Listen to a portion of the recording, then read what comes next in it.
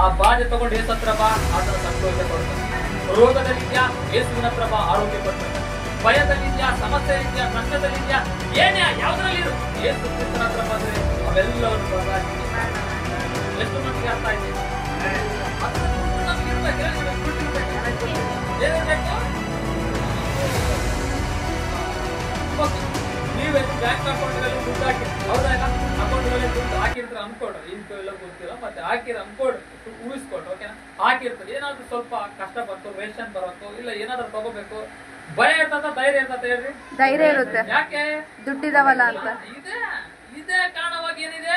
ಧೈರ್ಯ. ಅದಕ್ಕೆ ಯೇಸು ನಮ್ಮಲ್ಲಿ ಇರ್ತಾನೆ ಕಾರಣವಾಗಿ ಯಾವ ಶ್ರಮೆ ಬಾಧೆ ಏನೇ ಇದ್ರು ಕೂಡ ಭಯ ಪಡೋದ ಅವಶ್ಯಕತೆನೇ ಭಯ ಪಡೋದ ಅವಶ್ಯಕತೆ. ಈ ಗುಟ್ಟುಗಳು ನಮಗೆ ಗೊತ್ತಾಗ್ಬಿಟ್ರೆ ಭಯ ಪಡೋದ್ ಯಾವುದಕ್ಕೂ ಅವಶ್ಯನೇ ಇಲ್ಲ ಅಂತ.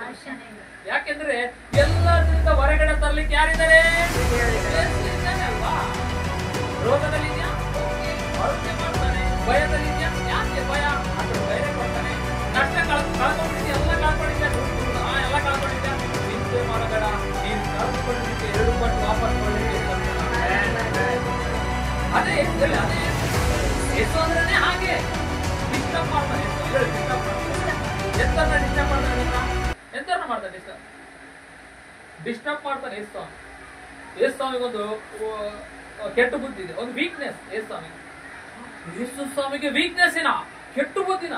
ಯಾ ಎಂತದ್ದು ಗೊತ್ತಾದ್ರು ಡಿಸ್ಟರ್ಬ್ ಮಾಡ್ತಾನೆ. ಸತ್ತವ್ರನ್ನ ಹೋಗ್ತಾನೆ, ಸುಮ್ನೆ ಸಮಾಧಿ ಮಾಡಕ್ ಬಿಡಲ್ಲ.